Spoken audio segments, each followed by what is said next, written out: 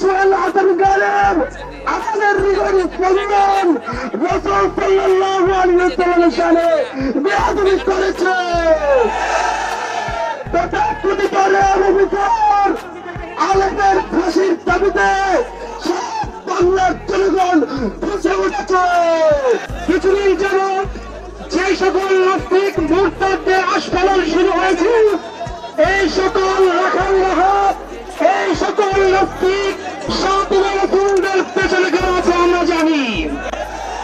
এই সকল কুলাঙ্গারদেরকে যেই মুশরিকরা যারা পেছন থেকে তাদের উস্কানি দিচ্ছে, পরিষ্কার বলে দিতে চাই, এই সকল সাধুরা তোমরা যদি মনে করে থাকো এই বাংলাদেশের তাওহীদ জনতা ঘুমিয়ে গেছে তাহলে ভুল করবে।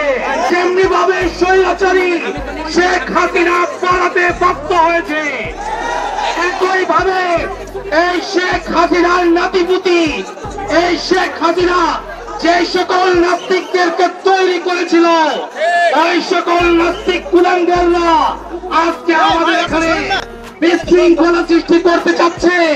কিন্তু জেনে রাখতে হবে, নবী প্রেমিক জনতা এই দেশ এবং জাতি কোনদিন নাস্তিকদেরকে ঠাঁই দিবে না।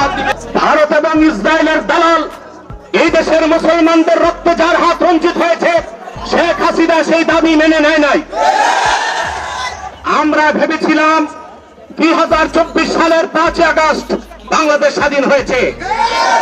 স্বাধীন হয়েছে সলিমুল্লাহ খানদের মতো নাস্তিকের জন্য, স্বাধীন হয়েছে তসলিমা নাসরিনের উত্তরসূরিদের জন্য।